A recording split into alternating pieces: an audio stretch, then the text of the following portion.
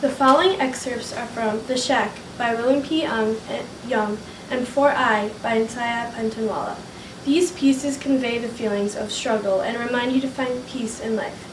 Peace, whether it be physical, spiritual, someone you know, or even forgiveness, peace will always find you. The first selection is from The Shack. Follows a father going through conflicting feelings after his daughter has been abducted and killed. The man has not been caught yet. The father has been transported to a world where they help him through these conflicting feelings. A man named Papa helps him forgive and helps him find peace. From The Shack by William P. Young. You don't have a relationship with this man, at least not yet. Forgiveness does not establish relationship. In Jesus, I have forgiven all humans for their sins against me, but only some choose relationship. Mackenzie, don't you see that forgiveness is an incredible power, a power you share with us? A power Jesus gives to all he indwells so that reconciliation can grow? When Jesus forgave those who nailed him against the cross, they were no longer in his debt nor mine. In my relationship with those men, I will never bring up what they did, or shame them, or embarrass them. I don't think I can do this, Mac whispered. I want you to. Forgiveness is first for you, the forgiver, answered Papa, to release you from something that will eat you alive, that will destroy your joy and your ability to love fully and openly. Do you think this man cares about the pain and torment you have gone through? If anything, he feeds on that knowledge. Don't you want to cut that off? And in doing so, you release him from a burden that he carries, whether he knows it or not, acknowledges it or not. When you choose to forgive another, you love him well. I do not love him.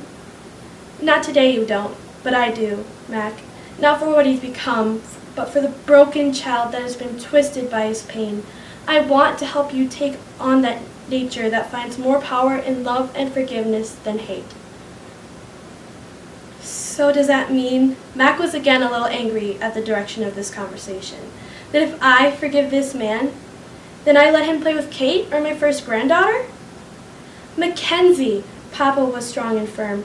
I already told you that forgiveness does not create a relationship, unless people speak the truth about what they have done and change their minds and behavior. A relationship of trust is not possible. When you forgive someone, you certainly release them from judgment, but without true change, no real relationship can be established. So forgiveness does not require me to pretend what he did never happened? How can you? You forgave your dad last night. Will you ever forget what he did to you? I don't think so. But now you can love him in the face of it. His change allows for that.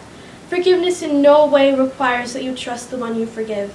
But should he finally confess and repent, you will discover a miracle in your own heart that allows you to reach out and begin to build between you a bridge of reconciliation. And sometimes, and this may seem incomprehensible to you right now, that road may even take you to the miracle of fully restored trust. Max slid to the ground and leaned back against the rock he had been sitting on. He studied the dirt between his feet. Papa, I think I understand what you're saying, but it feels like if I forgive this guy, he gets off free. How do I excuse what he did? Is it fair to Missy if I don't stay angry with him? Mackenzie, forgiveness does not excuse anything. Believe me, the last thing this man is free. And you have no duty to justice in this. I will handle that. As for Missy, she has already forgiven him. She has? Mac didn't even look up. How could she? Because of my presence in her. That's the only true way forgiveness is ever possible. Mac felt Papa sit down next to him on the ground, but he didn't look up. As Papa's arms enfolded Mac, he began to cry. Let it all out, he heard Papa whisper, and he was finally able just to do that. He closed his eyes as the tears poured out. Missy and her memories again flooded his mind. Visions of coloring books and crayons and torn and bloody dresses. He wept until he had cried out all the darkness, all the longing, and all the loss, until there was nothing left. With his eyes now closed, rocking back and forth, he pleaded, "Help me, Papa, help me. What do I do? How do I forgive him? Tell him." Mac looked up, half expecting to see a man he'd never met standing there. "How, Papa?" "Just say it out loud. There is power in what my children declare." Mac began to whisper in tones at first half-hearted and stumbling, but then with increasing conviction, "I forgive you! I forgive you! I forgive you."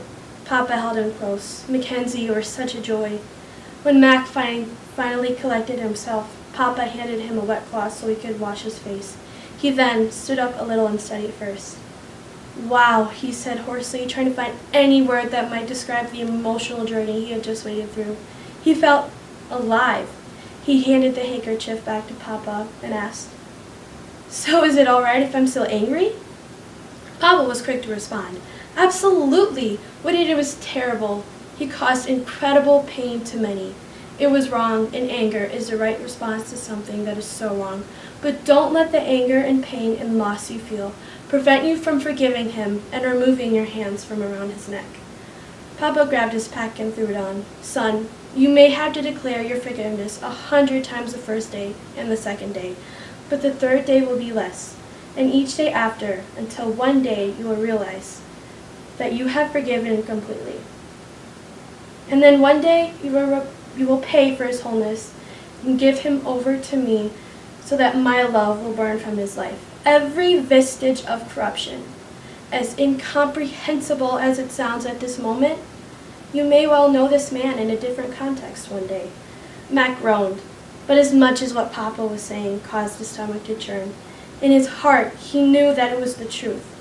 Papa stood up, and Mac turned toward the trail to return the way they had come. This poem helps you understand that you have to go through many hardships in life to get to know how you react to it, even if you don't know it or acknowledge it. Life shapes you into who you are today.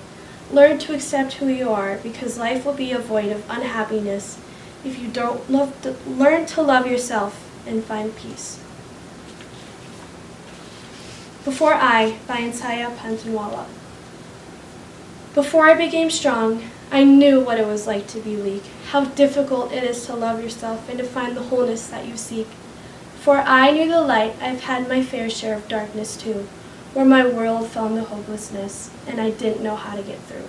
For I have known the tears it takes, the courage to stand up again, when you are broken and bruised and you know nothing but the pain. You forget to appreciate love if you haven't seen the hate, till you forget the meaning of smile and laughter and your heart is left to beat. I have known the strength and courage it requires to get it right, to face the things you hold down and hold your head up and fight. Before I was who I am now, I was someone I didn't want to be.